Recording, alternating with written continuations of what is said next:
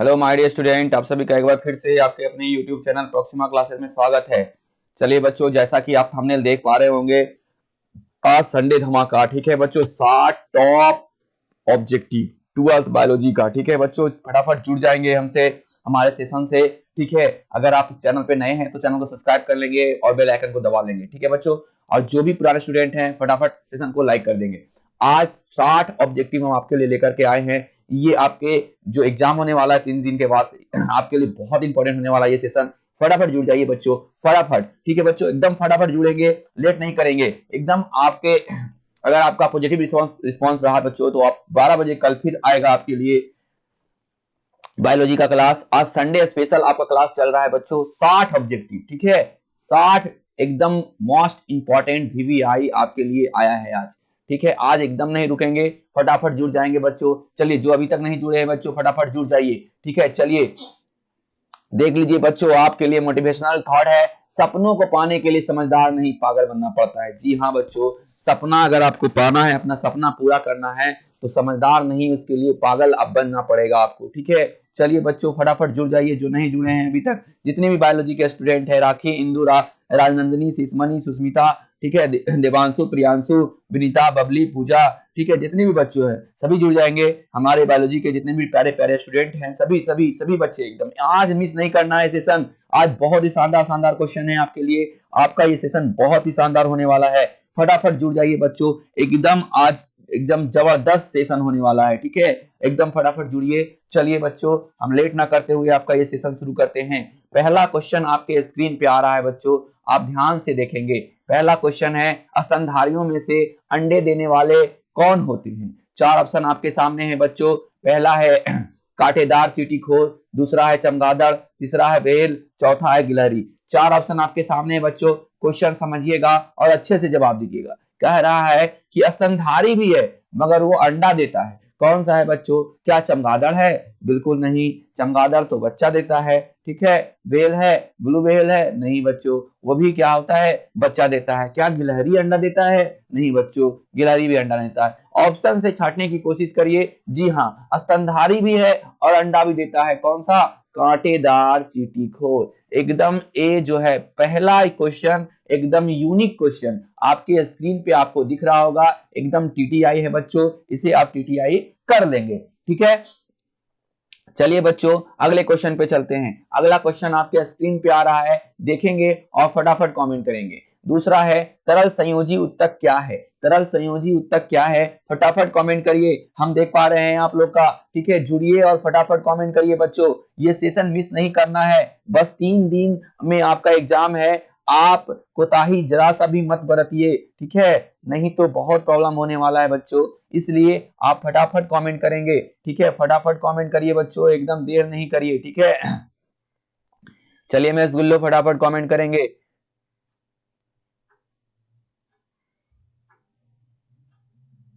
फटाफट कमेंट कर दीजिए।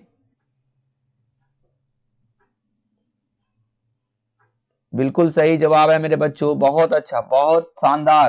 तरल संयोजी उत्तक, अभी हम ऑप्शन भी नहीं दिए, आंसर आ गया है। पहला है रुधिर, दूसरा है जीव द्रव, तीसरा है मिश्रित रुधिर, चौथा है नीला रुधिर। 4 ऑप्शन आपके सामने है, फटाफट कमेंट करेंगे, फटाफट कमेंट करेंगे बच्चों, फटाफट। चलिए बच्चों फटाफट कमेंट करेंगे।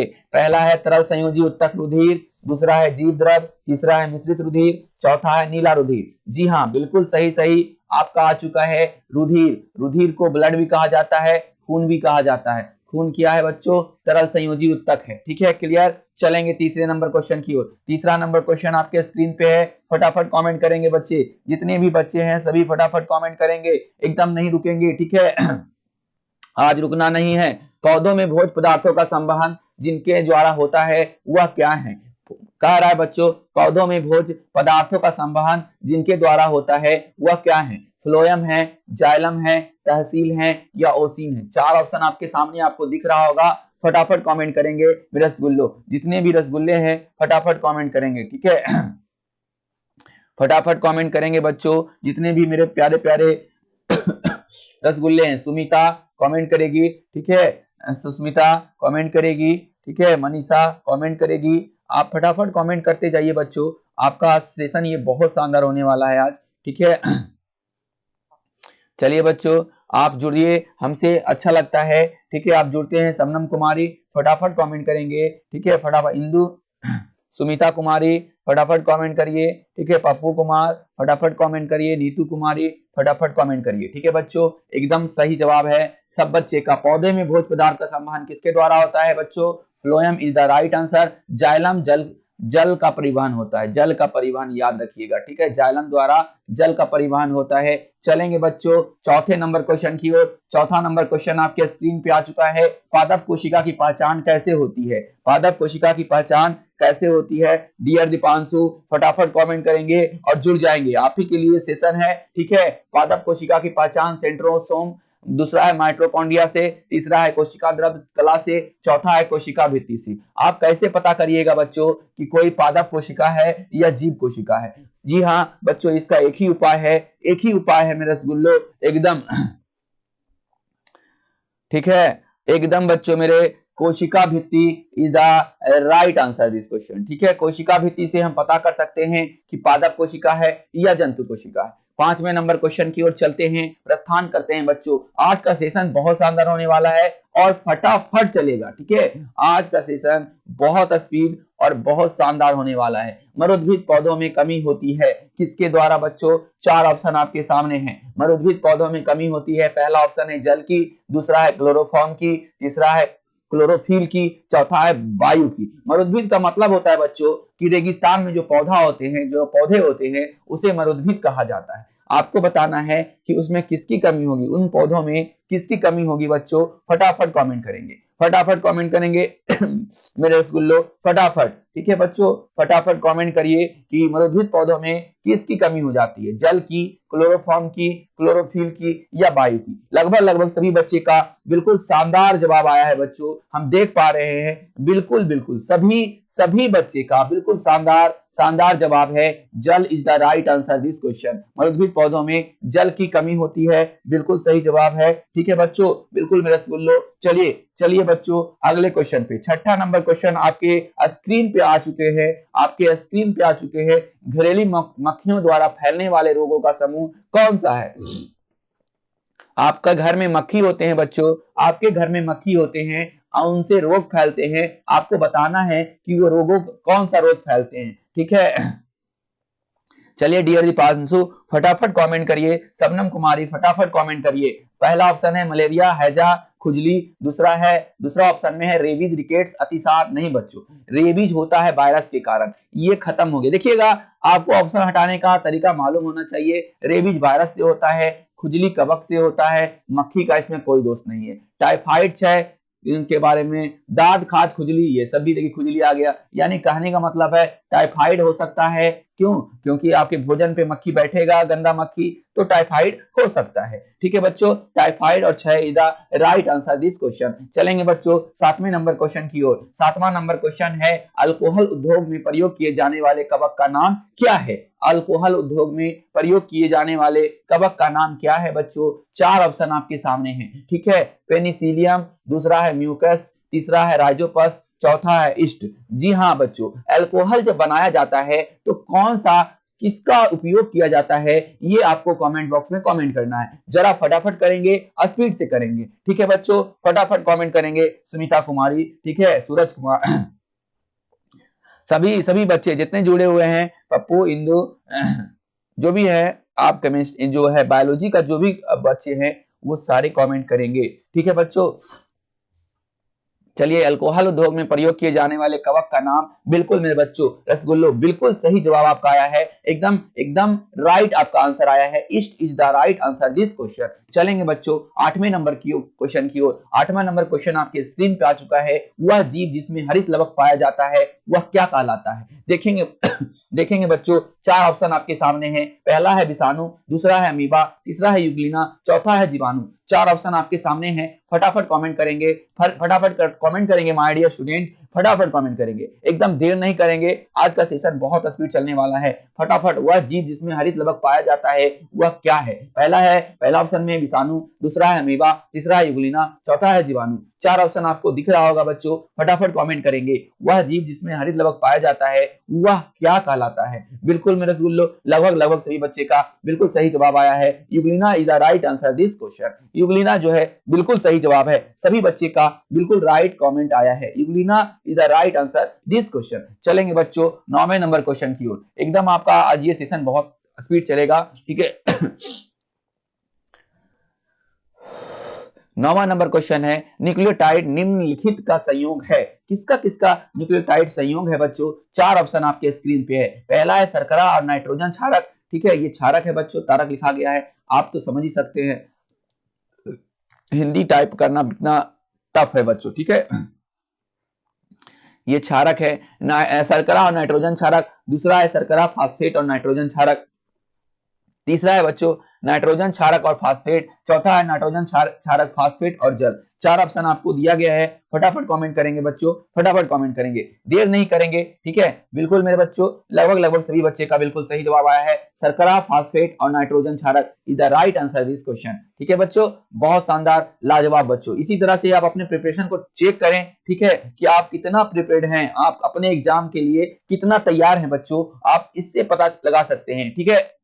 ठीक है मेरे बच्चों, 60 एमसीक्यूज है, ठीक है, 60 एमसीक्यूज है आज एकदम आपको अपना पूरा तैयारी चेक कर लेना है। 60 एमसीक्यूज कम नहीं होता है बच्चों, बहुत होता है, ठीक है। आपको 60 एमसीक्यूज अपना जो है चेक करना है आज कि 60 एमसीक्यूज में आपका कितना आता है, ठीक है। डियर देवांशु क्या है, आप जो है अच्छे से जरा पढ़िए, ठीक है। अब लास्ट टाइम बचा है, चत्ता नहीं चिल्लाना है, तो अच्छे से पढ़िए, ठीक है बच्चों।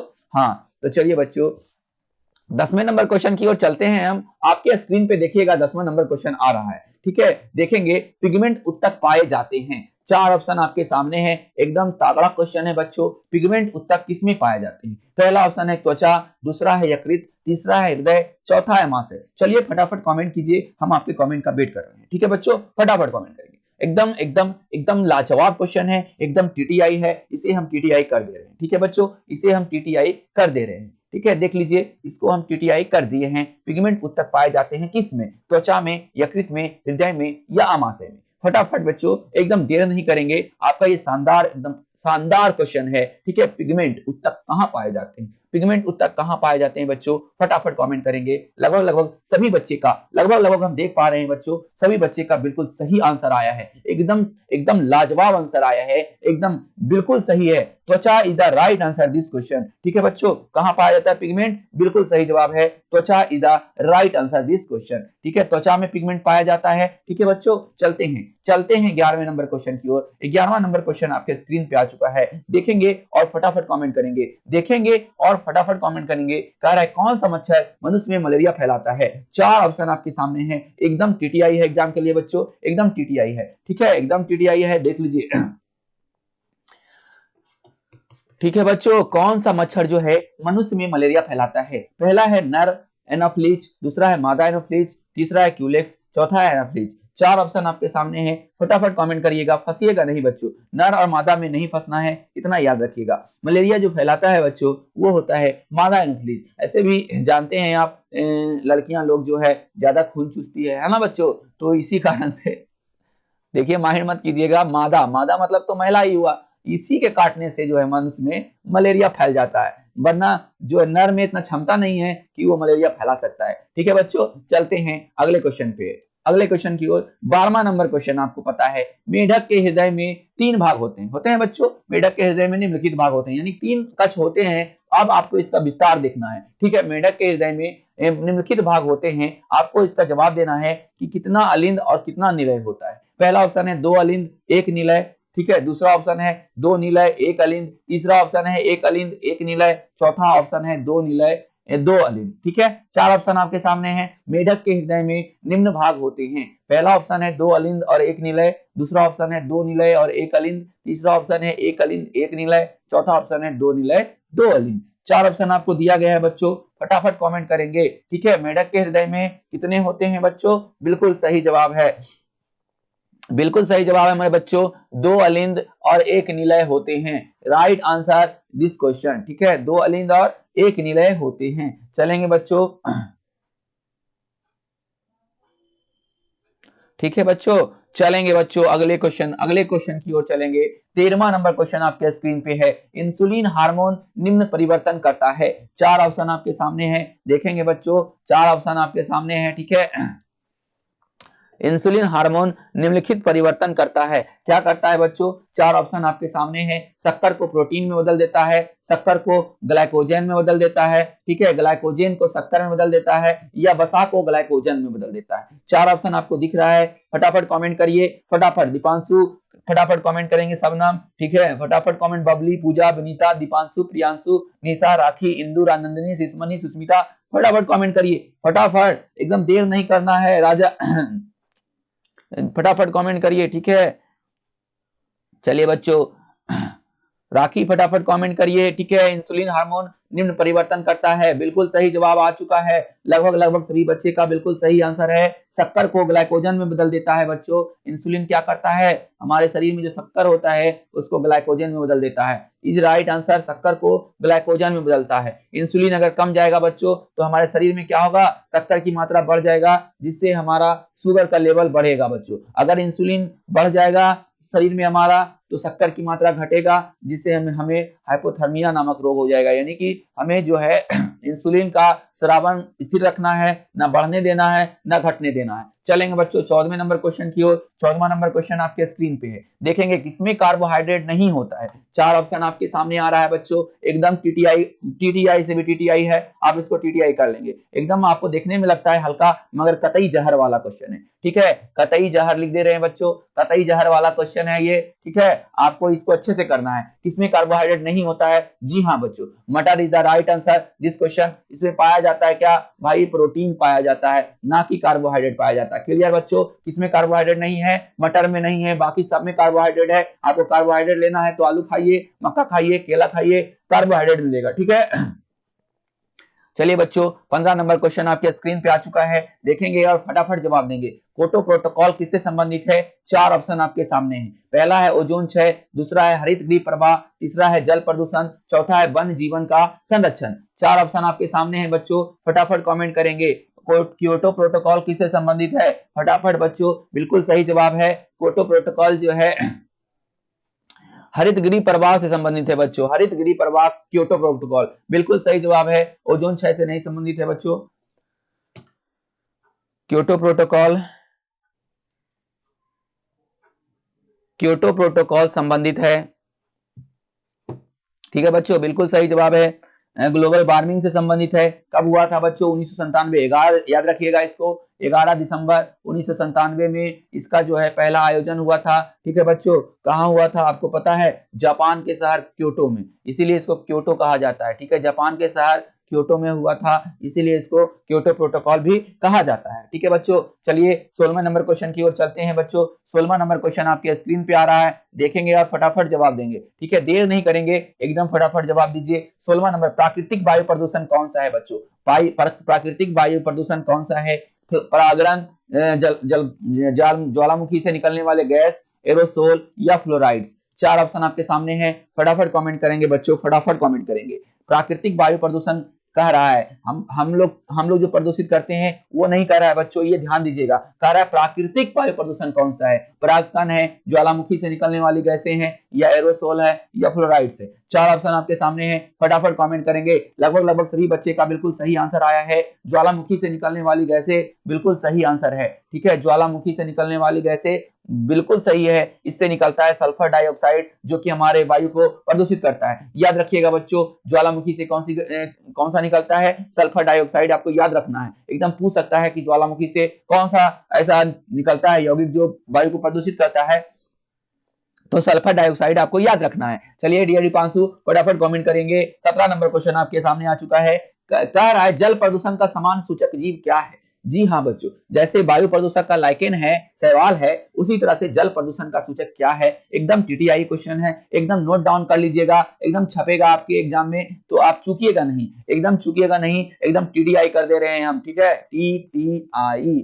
बहुत ही शानदार क्वेश्चन है, और जो 2023 में एग्जाम देंगे बच्चों उसके लिए एकदम इंपॉर्टेंट है, एकदम इंपॉर्टेंट है मेरे रसगुल्लो। जल प्रदूषण का समान, वायु प्रदूषण का शैवाल और कवक है, मगर जल प्रदूषण का क्या है बच्चों? पहला ऑप्शन में है लेमरा पेंसिकोस्टेरिटा, दूसरा है आइकॉर्निया क्रैसिप्स, तीसरा है एस्चेरिया कोलाई, ठीक है, एस्चेरिया कोलाई, चौथा है एंटामीबा हिस्टोलिका। नहीं बच्चों, आपका कौन सा ऑप्शन सही हो जाएगा? चलिए फटाफट कमेंट कीजिए बच्चों, फटाफट, चलिए आपका हम देख पा रहे हैं कमेंट फटाफट कमेंट करेंगे। लगभग लगभग बिल्कुल सही आंसर आया है सभी बच्चे का, सी इज द राइट आंसर। जिन जिन बच्चों का सी है बिल्कुल सही जवाब है, एस्चेरिया कोलाई जी है, बिल्कुल सही आंसर है। चलेंगे 18वें नंबर क्वेश्चन की ओर। अम्ल वर्षा में SO सल्फर डाइऑक्साइड होगा बच्चों, ठीक है, 2 छूट चुका है, देख लीजिएगा आप लोग। अम्ल वर्षा में SO सल्फ्यूरिक अम्ल का भाग होता है, वह कितना % रहता है? ठीक है, देखिएगा सल्फ्यूरिक अम्ल का फॉर्मूला होता है बच्चों H2SO4, ठीक है, तो यस ओ पूछ रहा है कि सल्फर और ऑक्साइड जो रहता है वो सल्फ्यूरिक अम्ल का भाग होता है, वो कितना % होता है आपको बताना है। अगर आपके लिए न्यू क्वेश्चन है तो जरूर नोट कर लीजिएगा, 2023 वाला के लिए एकदम इंपॉर्टेंट है, एकदम रट्टा मार लीजिएगा, ठीक है, बिल्कुल सही। 18 का B is the right answer this question, 70% is the right answer this question. चलेंगे बच्चों 19वें नंबर क्वेश्चन की ओर। 19वां नंबर क्वेश्चन आपके स्क्रीन पे आ चुका है। साधारणतः कितने तीव्रता की ध्वनि मानव सहन कर सकता है? ठीक है बच्चों, आपके सामने क्वेश्चन है, साधारणतः कितने तीव्रता की ध्वनि मानव सहन कर सकता है? ठीक है बच्चों, आपको बताना है कि मानव जो है कितने कितने तीव्रता की ध्वनि साधारणतः सहन कर सकता है। आपका सही जवाब होना चाहिए, ठीक है बच्चों, ये क्वेश्चन बहुत इंपॉर्टेंट है एकदम।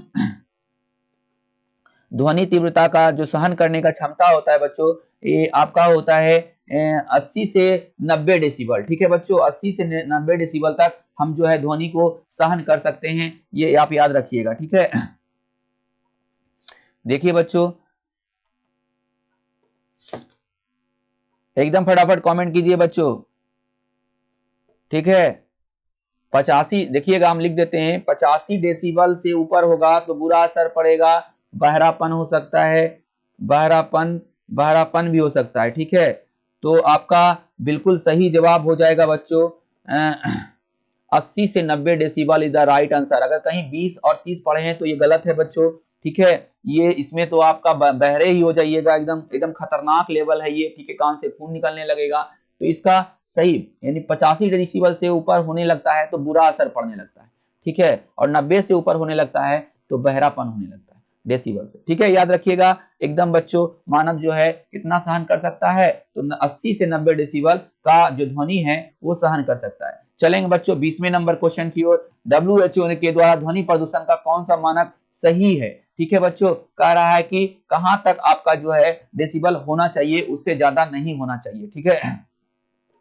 चलिए फटाफट कमेंट करिए बच्चों, WHO के द्वारा ध्वनि प्रदूषण का कौन सा मानक सही है, आपको कमेंट बॉक्स में कमेंट करना है, ठीक है मेरे रसगुल्लो। पहला है 20 से 30 डेसिबल, दूसरा है 45 डेसिबल, तीसरा है 75 डेसिबल, चौथा है 90 डेसिबल। 4 ऑप्शन आपके सामने हैं, फटाफट कमेंट करेंगे, फटाफट कमेंट करेंगे बच्चों। लगभग लगभग सभी बच्चे का बिल्कुल सही आंसर आ रहा है, बिल्कुल सही आंसर आ रहा है 20 से 30 decibel is the right answer this question. 20 से 30 डेसिबल जो है बिल्कुल सही जवाब है। चलेंगे 21वें नंबर क्वेश्चन की ओर। 21वां नंबर क्वेश्चन आपके स्क्रीन पे है, देखेंगे और फटाफट बताएंगे। वायुमंडलीय आर्द्रता को किससे मापा जाता है? 4 ऑप्शन आपके सामने हैं, एकदम टीटीआई क्वेश्चन है। Auxanometer, hygrometer, photometer, potometer, 4 option आपके सामने हैं, इसे हम टीटीआई कर दे रहे हैं। वायुमंडलीय आर्द्रता को किससे मापा जाता है बच्चों, किससे मापा जाता है? चलिए फटाफट कमेंट करेंगे, फटाफट कमेंट करेंगे राजू कुमार, फटाफट कमेंट करेंगे, ठीक है।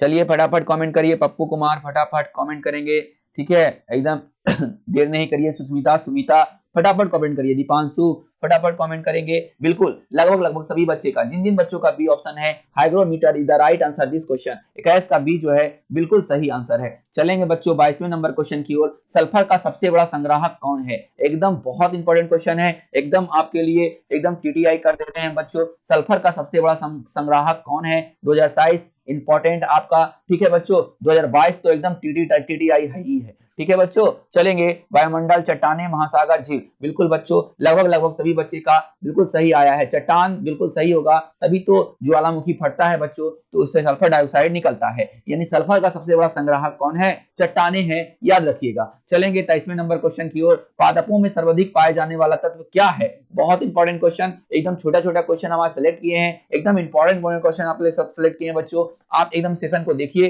और पूरा एकदम फायदा उठाइए, मजा लीजिए सेशन का, ठीक है। पादप में सर्वाधिक पाए जाने वाला तत्व, जी हाँ बच्चों, carbon is the right answer this question. Carbon जो है बिल्कुल सही जवाब है। जिन जिन बच्चों का डी ऑप्शन है बिल्कुल राइट है।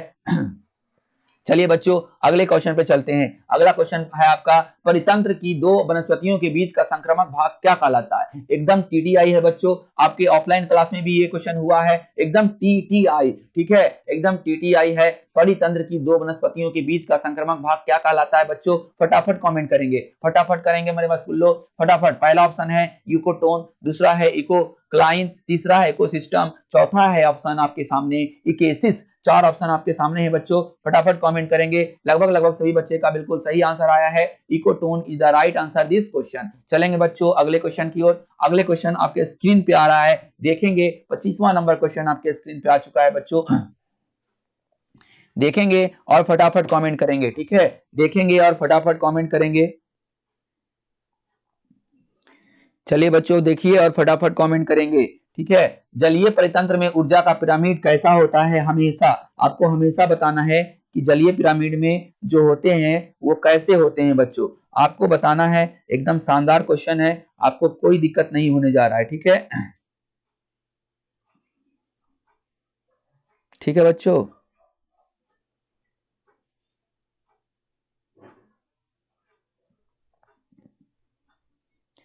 चलिए मेरे बच्चों, मेरे रसगुल्लो, जलीय परितंत्र में ऊर्जा का पिरामिड कैसा होता है? हमेशा सीधा, हमेशा उल्टा, घंटी नुमा, इनमें से कोई नहीं। चार ऑप्शन आपके सामने है, फटाफट कमेंट करेंगे, फटाफट कमेंट करेंगे बच्चों, ठीक है।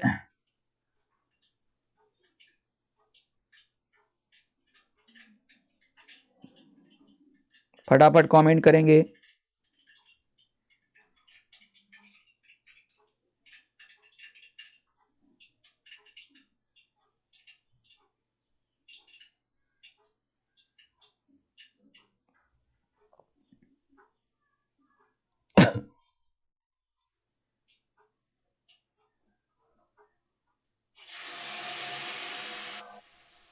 फटाफट कमेंट करिए बच्चों, फटाफट।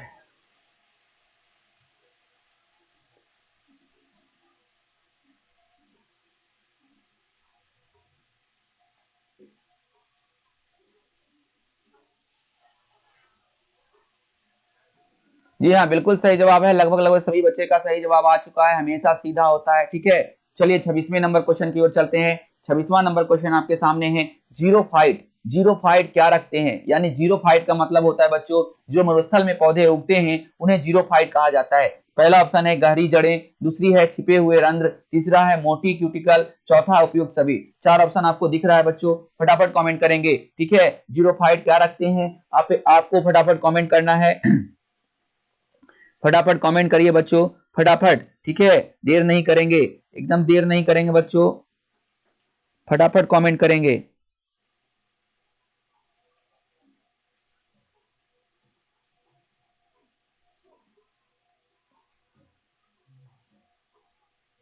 ठीक है, फटाफट कमेंट करिए बच्चों।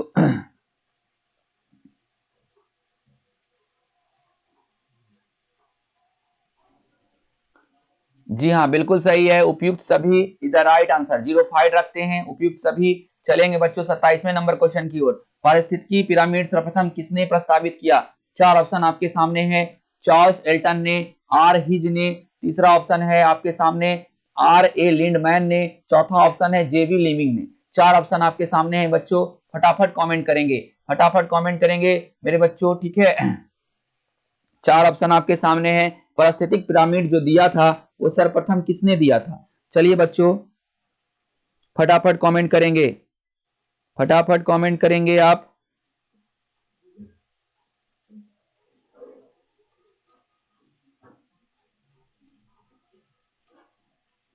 चलिए बच्चों जल्द फटाफट कमेंट कीजिए।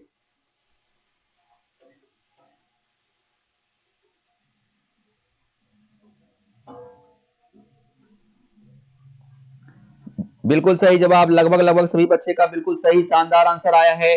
27 का आंसर बिल्कुल सही जवाब है चार्ल्स एल्टन ने। ठीक है, जिन जिन बच्चों का चार्ल्स एल्टन है बिल्कुल सही जवाब है। 28वें नंबर क्वेश्चन की ओर चलते हैं। फटाक सा बच्चों, जयमंडल का अर्थ क्या है? आपके सामने ऑप्शन है। चलिए जयमंडल किन किन चीज से मिलकर बनता है आपको बताना है। वायुमंडल, दूसरा है लिथोस्फीयर एवं आयनोस्फीयर, तीसरा है एटमॉस्फेयर, लिथोस्फीयर एवं हाइड्रोस्फीयर, चौथा है हाइड्रोस्फीयर, लिथोस्फीयर एवं आयनोस्फीयर। चलिए बच्चों फटाफट कमेंट करेंगे। 28 का बिल्कुल सही जवाब है बच्चों रसगुल्लो। 28 का हो जाएगा एटमॉस्फेयर, लिथोस्फीयर एवं hydrosphere is the right answer this question. ठीक है, एटमॉस्फेयर, लिथोस्फीयर एवं hydrosphere is the right answer this question. चलेंगे बच्चों 29वें नंबर क्वेश्चन की ओर। मानव जीनोम प्रोजेक्ट की खोज किसने किया था? मानव जीनोम प्रोजेक्ट की खोज किसने किया था? चार ऑप्शन आपके सामने हैं। ठीक है, फ्रांसिस कोलिंस तथा रोडरिक ने, दूसरा ऑप्शन है वाटसन तथा क्रिक ने, तीसरा ऑप्शन है बीडल तथा टेटम ने, चौथा ऑप्शन है पालबर्ग तथा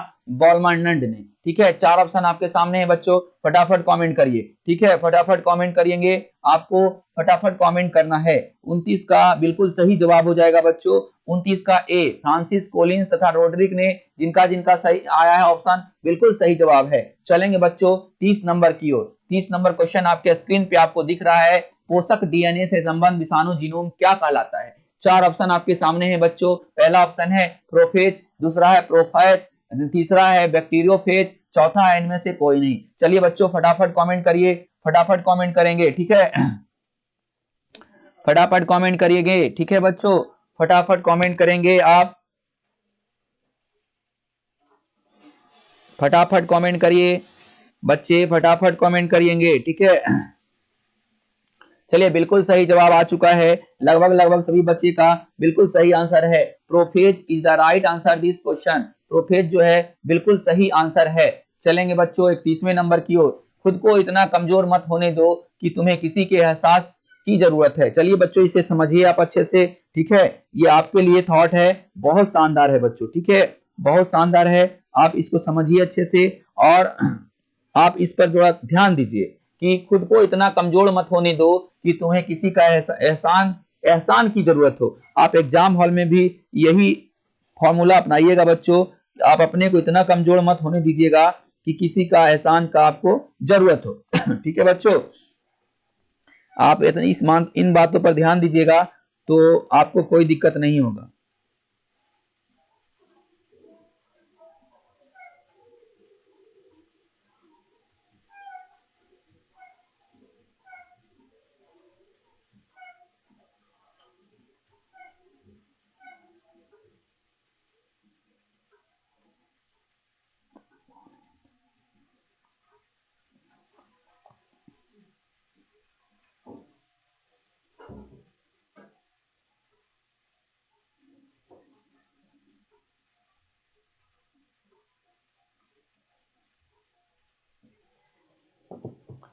ठीक है बच्चों, चलिए इसके बाद पहला अध्याय आपका खत्म हुआ। पहला अध्याय का मतलब हुआ बच्चों दो पार्ट में हम इसे बनाए हैं। पहले 30 ऑब्जेक्टिव और उसके बाद फिर 30 ऑब्जेक्टिव बाद वाला। ठीक है, ठीक है बच्चों,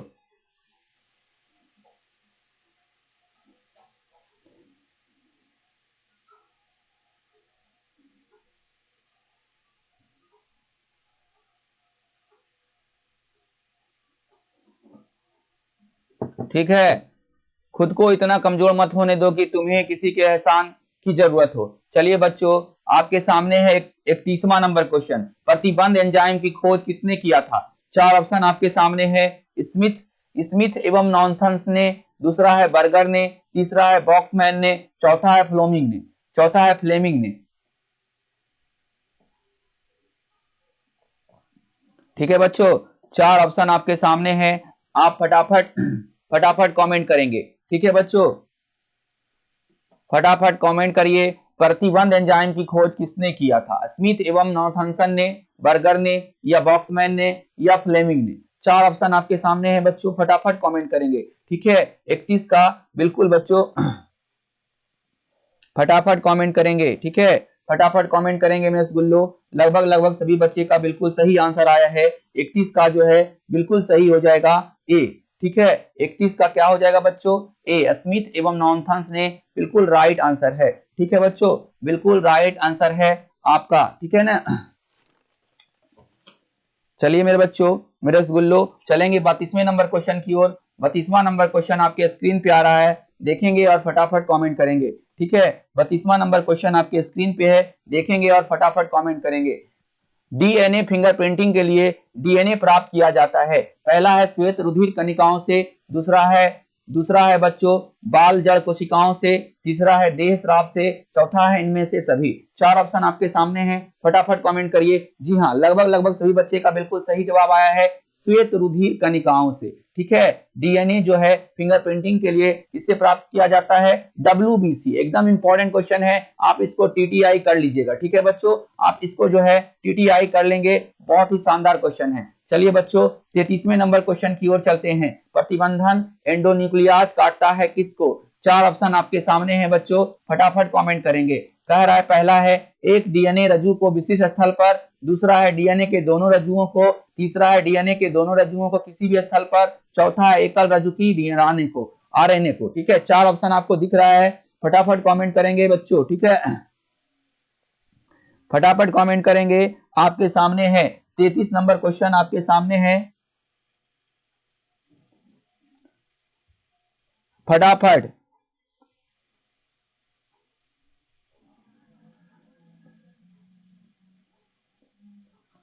चलिए बच्चों, बिल्कुल सही जवाब है आपका। लगभग सभी बच्चे का कमेंट बिल्कुल सही आया है। ठीक है, 33 का बिल्कुल सही है। B is the right answer this question, DNA के दोनों रज्जुओं को is the right answer this question. चलेंगे बच्चों 34वें नंबर क्वेश्चन की ओर। डीएनए तत्व जिसमें स्थित परिवर्तन की योग्यता होती है, कौन सी योग्यता होती है बच्चों? पहला है सिस्ट्रॉन, दूसरा है ट्रांसयोजोन, तीसरा है इंट्रॉन, चौथा है रिकॉन। 4 ऑप्शन आपके सामने है, फटाफट कमेंट करेंगे। ठीक है, फटाफट कमेंट करेंगे।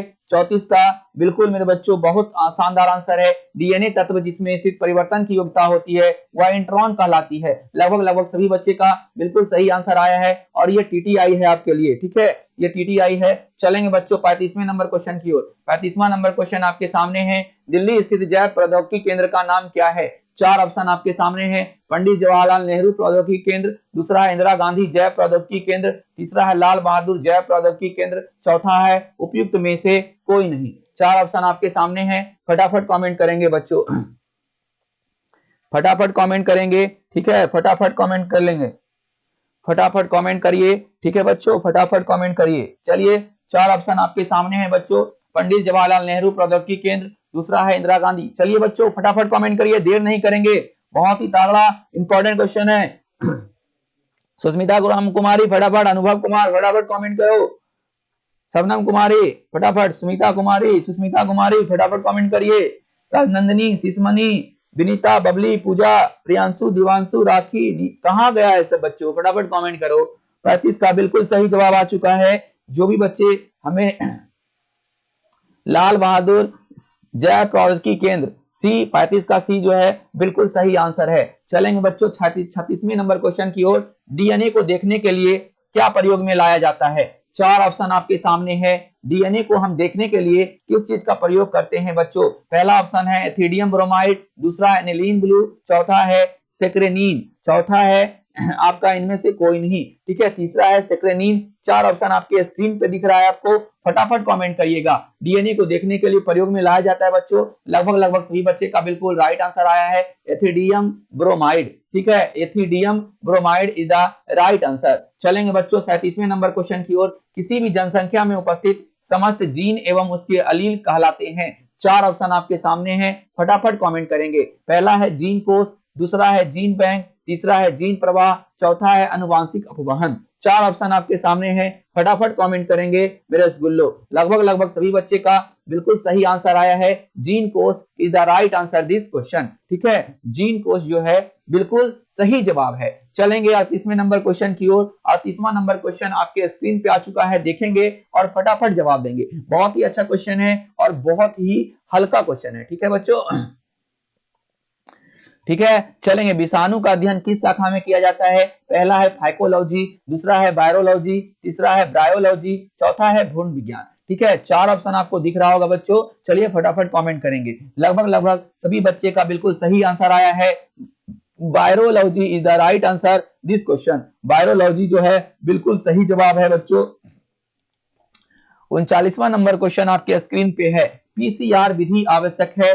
4 ऑप्शन आपके सामने हैं। पहला है डीएनए संश्लेषण में, दूसरा है प्रोटीन संश्लेषण में, तीसरा है एमिनो अम्ल संश्लेषण में, चौथा है डीएनए संवर्धन में। 4 ऑप्शन आपके सामने हैं। कह रहा है पीसीआर विधि आवश्यक है किसके लिए? चलिए बच्चों फटाफट कमेंट करिएगा, पीसीआर विधि जो है किसके लिए आवश्यक है? जी हाँ, लगभग सभी बच्चे का बिल्कुल सही जवाब आया है। प्रोटीन संश्लेषण is the right answer this question. Protein संश्लेषण जो है बिल्कुल सही आंसर है। पीसीआर विधि जो है प्रोटीन संश्लेषण के लिए आवश्यक है। चलिएगा बच्चों अगले क्वेश्चन पे। विश्व एड्स दिवस कब मनाया जाता है? 4 ऑप्शन आपके सामने है। एकदम इंपॉर्टेंट क्वेश्चन है, इसे हम टीडीआई कर देते हैं। आपसे ये पूछा जा सकता है। एक क्वेश्चन आपका दिवस से रहेगा, चाहे आपका जनसंख्या दिवस पूछे 11 जुलाई है, ठीक है बच्चों, या विश्व पर्यावरण दिवस पूछे 5 जून। विश्व पर्यावरण दिवस 5 जून याद रखिएगा, ठीक है। विश्व पर्यावरण दिवस, ये 3 में एक पूछ सकता है बच्चों, आपको याद रखना चाहिए, ठीक है। विश्व पर्यावरण दिवस 5 जून और विश्व जनसंख्या दिवस 11 जुलाई। विश्व जनसंख्या दिवस 11 जुलाई। ये आपका 3 क्वेश्चन आपके लिए इंपॉर्टेंट बन जाता है आपके एग्जाम के दृष्टिकोण से, ठीक है। ये हो जाएगा बच्चों 40 का आपका बिल्कुल सही जवाब है। 1 मई जो है मजदूर दिवस है बच्चों, ये भी याद रखिएगा। 1 मई जो है मजदूर दिवस है। आपका बिल्कुल सही आंसर हो जाएगा 1 दिसंबर, ठीक है। विश्व एड्स दिवस जो है 1 दिसंबर को मनाया जाता है, ये है आपका मजदूर दिवस, ठीक है बच्चों, मजदूर दिवस। और ये 20 दिसंबर अगर याद रखना है आपको तो मेरा बर्थडे है, ठीक है बच्चों, बर्थडे है, ठीक है, याद रखिएगा, ठीक है बच्चों। चलिए ये भी पूछा नहीं जा सकता है, ठीक है ना। 41वां नंबर कह रहा है हीरोइन किस कुल के पौधों से प्राप्त होता है? ठीक है बच्चों, वो फिल्म वाला हीरोइन नहीं है, ये आपका नशा वाला हीरोइन है, ठीक है। हीरोइन किस कुल के पौधों से प्राप्त होता है? पहला है लेग्यूमिनोसी, दूसरा है पेपावर्सी, ठीक है, तीसरा है लिलिएसी, चौथा है सोलानेसी। 4 कुल दिया हुआ है। कुल आपके जैसे हम लोग का भी कुल होता है, उसी तरह से पेड़ पौधे का भी कुल होता है बच्चों। तो 4 कुल दिया हुआ है, ठीक है। आपको चारों में से एक ऑप्शन आपका ये सही है। आपको बताना है कि कौन सा ऑप्शन सही है बच्चों, ठीक है। बिल्कुल मेरे सुन लो, लगभग सभी बच्चे का बिल्कुल सही आंसर आया है। पेपावर्सी is the right answer this question. चलेंगे 42वें नंबर क्वेश्चन। बहुत ही आम बात है, अभी जुकाम होना, साधारण ठंड होना, साधारण यानी खांसी होना, सर्दी होना, तो ये किस वायरस के कारण होता है? देखिए बच्चों, अभी कोरोना वायरस चला हुआ है, इसमें कोरोना वायरस नहीं है, ठीक है। मगर साधारण जुकाम किसके कारण से होता है, ये आपको कमेंट बॉक्स में कमेंट करना है, ठीक है बच्चों। साधारण जुकाम किससे होता है? पहला ऑप्शन है रेट्रो विषाणु से, दूसरा है फेज विषाणु से, तीसरा है राइनो विषाणु से, चौथा है संदल विषाणु से। 4 ऑप्शन आपके सामने आपको दिख रहा होगा। फटाफट कमेंट करेंगे बच्चों। लगभग सभी बच्चे का बिल्कुल सही जवाब आ चुका है। राइनो विषाणु is the right answer this question, ठीक है बच्चों। राइनो विषाणु जो है बिल्कुल सही जवाब है। चलेंगे 43वें नंबर क्वेश्चन की ओर। 43वां नंबर क्वेश्चन कह रहा है एंटीजन उपस्थित होते हैं कहां बच्चों? आपको बताना है, ठीक है। बहुत ही शानदार क्वेश्चन है, इसे हम टीडीआई कर दे रहे हैं आपके लिए, ठीक है। टीडीआई, एंटीजन उपस्थित होते हैं। पहला ऑप्शन है केंद्रक के अंदर, दूसरा ऑप्शन है कोशिका की सतह पर, तीसरा है कोशिका द्रव में, चौथा है केंद्रक कला पर। 4 ऑप्शन आपके सामने हैं बच्चों। फटाफट कमेंट करेंगे, फटाफट करेंगे, मैंने सुन लो। लगभग सभी बच्चे का बिल्कुल शानदार आंसर आ रहा है। लगभग बच्चे का बिल्कुल सही आंसर आया है। 43 का जो है कोशिका की सतह पर बिल्कुल सही जवाब हो जाएगा। 43 का जो है B is the right answer this question. कोशिका की सतह पर बिल्कुल सही जवाब है। चलेंगे बच्चों 44वें नंबर क्वेश्चन की ओर। प्लाज्मोडियम के जीवन चक्र में मनुष्य क्या है? ठीक है, प्लाज्मोडियम आप जानते हैं रोग में होता है बच्चों, मलेरिया रोग में हो जाता है। आपको बताना है प्लाज्मोडियम के जीवन चक्र में मनुष्य क्या है, प्राथमिक पोषक है, द्वितीय पोषक है, मध्यस्थ पोषक है, इनमें से कोई नहीं, एकदम टीटीआई है बच्चों। इसको आप नोट डाउन कर लेंगे, अगर नहीं जानते हैं तो नोट डाउन कर लेंगे, अगर जानते हैं तब तो बहुत शानदार बात है बच्चों। ठीक है, ये द्वितीय पोषक जो जिनका जिनका बी ऑप्शन है बिल्कुल राइट है बच्चों, लगभग सभी बच्चे का बी ऑप्शन ही है। ठीक है, बहुत अच्छा आंसर बच्चों, बहुत अच्छा, बिल्कुल वेल डन बच्चों, वेल डन। ठीक है, चलते हैं बच्चों 45वें नंबर क्वेश्चन की ओर। 45वां नंबर क्वेश्चन आपके स्क्रीन पे है, एस्कैरिस समानता किसमें पाया जाता है अधिक? ठीक है, एस्कैरिस जो होते हैं जोक के जैसे होते हैं, जोक को ही एस्कैरिस कहा जाता है मान लीजिए, तो सबसे ज्यादा किसमें पाए जाते हैं? पुरुष में, स्त्री में, बच्चों में, ए और बी दोनों में। ठीक है बच्चों, जोक जो होता है, जोक के जैसा एस्कैरिस होता है, उस सबसे ज्यादा किसमें पाया जाता है आपको बताना है बच्चों, फटाफट कमेंट करेंगे। ठीक है बच्चों, फटाफट, बिल्कुल मेरे बच्चों, लगभग बच्चों में यानी मेरे बच्चों में ही पाया जाता है, आप लोग अपने मत समझ लीजिएगा, यानी छोटे बच्चे में पाया जाता है। एस्कैरिस समानता किसमें पाए जाते हैं बच्चों? तो बच्चे में पाए जाते हैं बच्चों। ठीक है, चलिए चलते हैं 46वें नंबर क्वेश्चन की ओर। कैंसर के इलाज के लिए निम्न में से कौन सा प्रचलित नहीं है? यानी कैंसर का जब हम इलाज करवाते हैं तो कौन सा मेथड जो है उतना प्रचलित नहीं है आपको बताना है। पहला है कीमोथेरेपी, दूसरा है रेडियोथेरेपी, तीसरा है सर्जरी, चौथा है फिजियोथेरेपी। देखिए बच्चों, इसमें फंसिएगा नहीं, कीमोथेरेपी, रेडियोथेरेपी, सर्जरी, फिजियोथेरेपी, चार ऑप्शन आपके सामने है, स्क्रीन पे है। ठीक है, फटाफट कमेंट करिए बच्चों, फटाफट कमेंट करेंगे। ठीक है, फटाफट कमेंट करेंगे। आपका कैंसर के इलाज के लिए निम्न में से कौन सा प्रचलित नहीं है? चार ऑप्शन आपके सामने हैं, कीमोथेरेपी, रेडियोथेरेपी, सर्जरी या फिजियोथेरेपी। चार ऑप्शन है बच्चों, आप फटाफट कमेंट करेंगे। लगभग सभी बच्चे का, बिल्कुल दो चार बच्चे फंस चुके हैं, फिजियोथेरेपी जो है नहीं है बच्चों। ठीक है, फिजियोथेरेपी से नहीं होता है, सर्जरी से होता है, यानी कैंसर का मांस काट करके निकाल दिया जाता है। रेडियोथेरेपी में होता है, इसमें जो है आपका रेडियो सक्रिय तत्वों का इस्तेमाल किया जाता है, और कीमोथेरेपी भी होता है जिसमें बाल उल पूरा एकदम जो है खत्म हो जाता है। चलिए 47 में उरे का इस्तेमाल किया जाता है। 47वां नंबर है, सबसे बड़ा आकार का इम्यूनोग्लोबिन कौन सा है? सबसे बड़े आकार का ग्लोबिन कौन सा है? ठीक है बच्चों, हीमोग्लोबिन कौन सा है? आपको हीमोग्लोबिन नहीं, इम्यूनोग्लोबिन है। ठीक है, चलिए टीटीआई है बच्चों, सबसे बड़ा आकार का इम्यूनोग्लोबिन कौन सा है? फटाफट जवाब दीजिए। पहला ऑप्शन है आईजीए, दूसरा है आईजीडी, तीसरा है आईजीई, चौथा है आईजीएम। चार ऑप्शन आपको दिख रहा है, फटाफट कमेंट करेंगे। लगभग सभी बच्चे का बिल्कुल शानदार आंसर है, D is the right answer this question. जिन जिन बच्चों का डी ऑप्शन है बिल्कुल सही है। चलेंगे बच्चों 48वें नंबर क्वेश्चन की ओर। 48वां नंबर क्वेश्चन आपके स्क्रीन पे है, सिंड्रोम का अर्थ क्या होता है? ठीक है, सिंड्रोम का अर्थ क्या होता है? पहला है रोग अवस्था, दूसरा है संक्रमणकारी की उग्रता, चौथा है मैलिगेंसी या तीसरा है मैलिगेंसी, चौथा है लक्षणों का समूह। चार ऑप्शन आपके सामने है, फटाफट कमेंट करेंगे। सिंड्रोम का अर्थ क्या है? रोग अवस्था, संक्रमणकारी की उग्रता, तीसरा है मैलिगेंसी, चौथा है लक्षणों का समूह। चार ऑप्शन है, फटाफट कमेंट करेंगे बच्चों। बिल्कुल लगभग सभी बच्चे का बिल्कुल शानदार आंसर आया है, लक्षणों का समूह is the right answer this question. लक्षणों का समूह जो है बिल्कुल सही जवाब है। चलेंगे 49वें नंबर क्वेश्चन की ओर। 49वां नंबर है, एंटीबॉडीज है। एंटीबॉडीज क्या है आपका? चार ऑप्शन आपके स्क्रीन पे है, लियोप्रोटीन है, स्टेरॉइड है, ग्लाइकोप्रोटीन है या प्रोस्टाग्लैंडियंस है। ठीक है, चार ऑप्शन आपके सामने है, एंटीबॉडीज क्या है? लियोप्रोटीन्स है, स्टेरॉइड्स है, ग्लाइकोप्रोटीन्स है या प्रोस्टाग्लैंडियंस है। ठीक है, चार ऑप्शन आपको दिया गया है, फटाफट देख लीजिए बच्चों। बिल्कुल लगभग सभी बच्चे का बिल्कुल सही आंसर आया है, glycoprotein is the right answer this question. Glycoprotein जो है एंटीबॉडीज है, क्लियर कर लीजिएगा। चलिए 50 नंबर क्वेश्चन आपके सामने है, ब्राउन शुगर कौन सा है? ठीक है, अब टेबल शुगर सब पढ़े होंगे, शुगर पढ़े होंगे, मगर आज आ गया है ब्राउन शुगर। सूंघने वाला होता है बच्चों, इससे नशा आता है। ठीक है, ब्राउन शुगर, पहला ऑप्शन है डाई एसिटिल मॉर्फिन हाइड्रोक्लोराइड, दूसरा है थीटोफाइलिन, तीसरा है लोराजिपम, चौथा है मेथिड्रीन। चार ऑप्शन आपको दिख रहा होगा बच्चों, फटाफट कमेंट करेंगे। ब्राउन शुगर बिल्कुल सही जवाब है, लगभग सभी बच्चे का methedrine is the right answer this question. Methedrine जो है बिल्कुल सही जवाब है आपका इस क्वेश्चन का आंसर। चलेंगे 51वां नंबर, डीएनए द्विगुणन में किस एंजाइम की मुख्य भूमिका रहती है?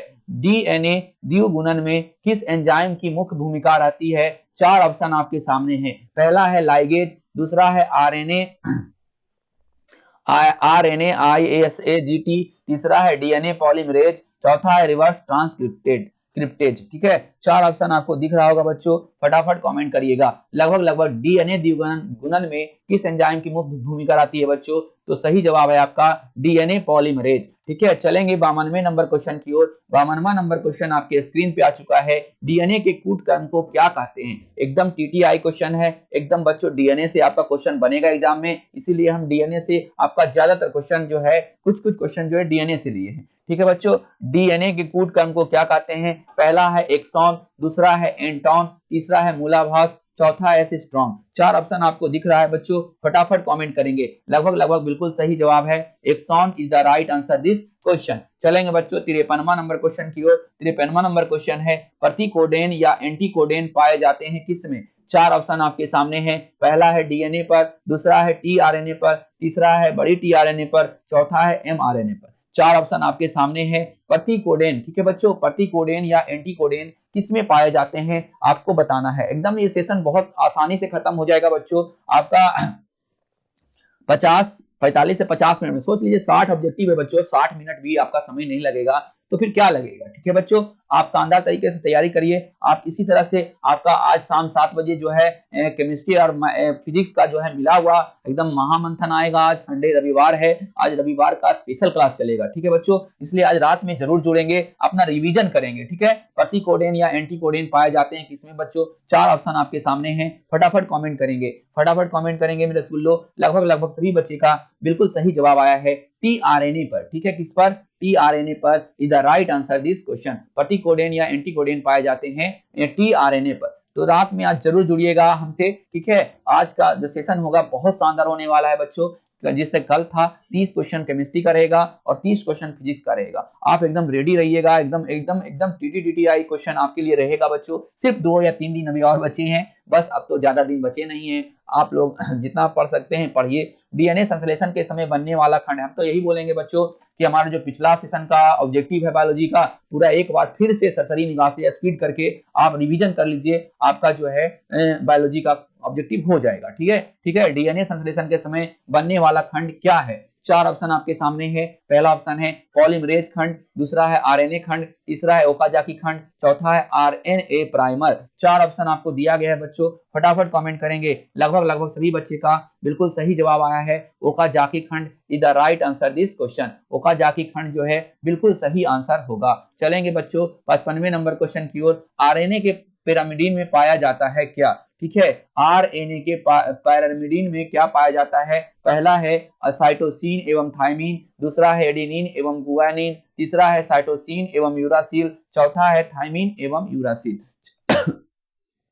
4 ऑप्शन आपके सामने है, फटाफट जवाब दीजिएगा। आरएनए के पिरामिडीन में क्या पाया जाता है बच्चों? जी हाँ, साइटोसिन एवं uracil is the right answer this question. ठीक है, साइटोसिन एवं क्या पाया जाता है बच्चों? यूरासिल पाया जाता है। चलेंगे 56वां नंबर क्वेश्चन में। सबसे अधिक तथा सबसे कम जीन वाले मानव गुणसूत्र इनमें से कौन है? ठीक है बच्चों, 4 ऑप्शन आपके सामने आ चुका है। बोल रहा है सबसे अधिक तथा सबसे कम जीन वाले मानव गुणसूत्र इनमें से कौन है? पहला है गुणसूत्र 21 एवं 22, दूसरा है गुणसूत्र 1 एवं x, तीसरा है गुणसूत्र 1 एवं 22, चौथा है गुणसूत्र x एवं 22। सबसे यानी कम जीन वाले मानव गुणसूत्र इनमें से कौन है? जी हाँ बच्चों, आपको पता है सबसे कम जीन जो रहता है मानव में वो गुणसूत्र 21 एवं 22 है। x तो मानव पुरुष में भी रहता है और महिला में तो रहता ही है रहता है, इसीलिए नहीं होगा। ठीक है, आपका जो है 21 एवं 22 इक्वल टू ये जो है आपका राइट आंसर है। चलेंगे बच्चों 57वां नंबर क्वेश्चन की ओर। आपका ये सेशन खत्म होने की ओर अग्रसर हो चुका है बच्चों। आपका ये सेशन हम इसलिए जल्द खत्म कर रहे हैं क्योंकि हम जान रहे हैं आपका समय अभी कितना कीमती है। ठीक है, आपका देखिए बच्चों, पढ़ने से ज्यादा आपको अभी मोटिवेशन का जरूरत है। आप जो है इसी तरह से मेहनत कीजिए। हम जान रहे हैं कि आपका तैयारी बहुत अच्छा है, आपका एग्जाम बहुत अच्छा जाने वाला है। ठीक है, आप खुद पे यकीन करिए और एग्जाम हॉल में बिंदास होकर के जाइए, टेंशन नहीं लीजिए। टेंशन लेने से जहां तक होगा आपका एग्जाम और खराब होगा, इसलिए आप खुश रहें और अच्छे से लिखें एग्जाम में। बस इतना ध्यान रखना है कोई क्वेश्चन छूटे नहीं, आप पूरे के पूरे क्वेश्चन को लिख करके आए। ठीक है, आपको कोई दिक्कत नहीं होगा, आपका मार्क्स भी अच्छा आएगा और आप अच्छे से जो है एग्जाम को कवर अप कर पाएंगे। ठीक है, इन बातों का अगर आप ध्यान रखते हैं तो आपका एग्जाम बहुत अच्छा जाने वाला है। ये आप अपने पर विश्वास करें और हम पे विश्वास करें। ठीक है बच्चों, चलिए 57वां नंबर क्वेश्चन आपके सामने है। मेंडल के नियमों को तभी लागू किया जा सकता है जब क्या हो? ठीक है, 4 ऑप्शन आपके सामने हैं, देखिएगा और फटाफट कमेंट करिएगा। मेंडल के नियमों को तभी लागू किया जा सकता है जब लक्षण सहलग्न हो, जनक शुद्ध ब्रीड हो, तीसरा है F एक संकर अनुपात, दो प्रकार की विष्टि दर्शाए। चौथा है विपर्यायसी लक्षणों को जोड़ा दूसरे जोड़े पर निर्भर हो। चार ऑप्शन आपके दिख रहा होगा बच्चों, आपको फटाफट कमेंट करना है। ठीक है, मेंडल के नियम तभी लागू होते हैं जब क्या होते हैं। ठीक है बच्चों, मेंडल आप जानते हैं बच्चों, मेंडल क्या किए थे, गार्डन की पर एक प्रयोग किए थे, अनुवांशिकता का नियम दिए थे, अनुवांशिकता का पिता कहलाते हैं। मेंडल जो है, मेंडल से 3-4 क्वेश्चन है बच्चों, मोनोहाइड्रिक जो है अनुपात। ठीक है बच्चों, ये आपको मेंडल का प्रथम नियम, मेंडल का द्वितीय नियम क्या कहलाता है, ये सब आपको याद कर लेना है। मेंडल से 8-10 क्वेश्चन बनता है, एकदम एग्जाम में आपको देखने को मिलेगा एक क्वेश्चन। ठीक है, बिल्कुल मेंडल के नियमों तभी लागू किया जा सकता है जब लक्षण क्या हो, सहलग्न हो। ठीक है, 57 का ए जो है बिल्कुल सही जवाब होगा। चलेंगे 58वें नंबर क्वेश्चन की ओर। 58वां नंबर क्वेश्चन आपके स्क्रीन पे है, वायु गुणसूत्र पर स्थित जीन्स क्या है। चार ऑप्शन आपके सामने हैं बच्चों, उत्परिवर्तन जीन, ऑटोसोमल जीन, तीसरा है होलेंड्रिक जीन और चौथा है लिंग सहलग्न जीन। चार ऑप्शन आपके सामने है बच्चों, फटाफट कमेंट करेंगे। ठीक है, फटाफट कमेंट करेंगे। चलिए बच्चों फटाफट कमेंट करेंगे, वायु गुणसूत्र पर स्थित जीन्स क्या है। उत्परिवर्ती जीन है, ऑटोसोमल जीन्स है, या होलेंड्रिक जीन है, या लिंग सहलग्न जीन है। चलिए बच्चों फटाफट कमेंट करेंगे, अभी तक आपका कमेंट नहीं आया है, चलिए जल्दी जल्दी कमेंट कर देंगे, फटाफट कमेंट करेंगे। ठीक है, बहुत शानदार, लगभग सभी बच्चे का बिल्कुल सही आंसर आया है। 58 का जो है डी आंसर, लिंग सहलग्न जीन, बिल्कुल सही जवाब हो जाएगा। डी जिन बच्चों का है, बिल्कुल शानदार आंसर है। चलेंगे बच्चों 59वें नंबर क्वेश्चन की ओर। 59वां नंबर क्वेश्चन आपके स्क्रीन पे आ रहा है, आप देखेंगे और फटाफट जवाब देंगे। ठीक है, मेंडल का नियम का एक अपवाद है। देखिए बच्चों, मेंडल से हम 2-3 क्वेश्चन लिए हैं, क्योंकि हम बोल रहे हैं कि मेंडल से आपका एक क्वेश्चन आपके एग्जाम में 2 क्वेश्चन देखने को मिलेगा, इसलिए आप मेंडल से जितने भी क्वेश्चन होते हैं बनते हैं, आप एक बार रिवीजन कर लीजिए। ठीक है, मेंडल के नियम का एक अपवाद है क्या, प्रभाविता, युग्मक की शुद्धता, तीसरा ऑप्शन है सहलग्नता, चौथा है स्वतंत्र अपव्यूहन। चार ऑप्शन आपके सामने हैं बच्चों, फटाफट कमेंट करेंगे, कमेंट का हम आपका वेट कर रहे हैं। ठीक है बच्चों, फटाफट कमेंट करेंगे। क्या कह रहा है, मेंडल के नियम का एक अपवाद क्या है, प्रभाविता है, युग्मक की शुद्धता है, सहलग्नता है, या स्वतंत्र अपव्यूहन है। चार ऑप्शन आपको दिख रहा है बच्चे, बिल्कुल राइट आंसर आ चुका है। लगभग सभी बच्चे का बिल्कुल सही आंसर आया है। जिन बच्चों का सी ऑप्शन है, बिल्कुल राइट आंसर है। मेंडल के नियम का एक अपवाद जो है सहलग्नता है। चलेंगे बच्चों 60वें नंबर क्वेश्चन की ओर। 60वां नंबर क्वेश्चन और इस सेशन का अंतिम क्वेश्चन आपके स्क्रीन पे आने वाला है। आप बच्चे अच्छे से इसका जवाब दीजिएगा। ठीक है, आपके सेशन का लास्ट क्वेश्चन, क्योंकि 60 क्वेश्चन का ये महा एपिसोड था, सिर्फ और सिर्फ 45 या 50 मिनट में आपका ये क्लास खत्म हो चुका है। ठीक है, एक क्रॉस में 1:2:1 का अनुपात है, क्या दर्शाता है। देखो बच्चों, हम पहले ही बोले हैं, मेंडल का जितना भी बनता है क्वेश्चन, आप एक बार अच्छे से रिवीजन कर लीजिएगा। बार बार हम बोल रहे हैं, ठीक है, आज मजा आने वाला है। ठीक है बच्चों, आज आपका शाम में भी बहुत मजा आने वाला है। टॉप 30 केमिस्ट्री और टॉप 30 फिजिक्स दोनों मिक्सअप रहेगा, आपका शानदार सेशन होगा। आप जरूर देखिएगा, क्लास मिस नहीं करिएगा, चाहे वो अगले साल एग्जाम देने वाले हो, चाहे इस साल एग्जाम देने वाले हो, दोनों के लिए बहुत ही इंपॉर्टेंट क्लास है, एकदम मिस नहीं करिएगा। आप रात में कुछ भी करें, 7 बजे से 8 बजे तक आप एकदम फ्री रहेंगे। ठीक है बच्चों, एक क्रॉस में 1:2:1 का अनुपात है, वह क्या दर्शाता है। बिल्कुल मेरे बच्चों, लगभग सभी बच्चे का पहला ऑप्शन में प्रभाविता, दूसरा है अपूर्ण प्रभाविता, तीसरा है सहलग्नता, चौथा इनमें से कोई नहीं। लगभग सभी बच्चे का बिल्कुल सही आंसर है। 60 का जो है A is the right answer this question. बच्चों, आपको ये सेशन कैसा लगा, कमेंट बॉक्स में जरूर कमेंट करेंगे। और हाँ बच्चों, अभी तक अगर इस सेशन को लाइक नहीं किए हैं तो जाने से पहले आप इस सेशन को लाइक जरूर कर देंगे। और हाँ, आप सामने जरूर जुड़ेंगे। और आपका 2 दिन के बाद एग्जाम है, अब आज से ही हम आपको बेस्ट ऑफ लक देना चाहते हैं कि अच्छे से एग्जाम दीजिए और अपने पे थोड़ा सा ध्यान दीजिए, खाने पीने पर विशेष ध्यान दीजिए, ज्यादा खाना मत खाइए, पानी ज्यादा पीजिए और अच्छे से रहिए। और अच्छे से आप टेंशन नहीं लीजिए। ठीक है, जो आप टेंशन लेने से तो कुछ होगा नहीं,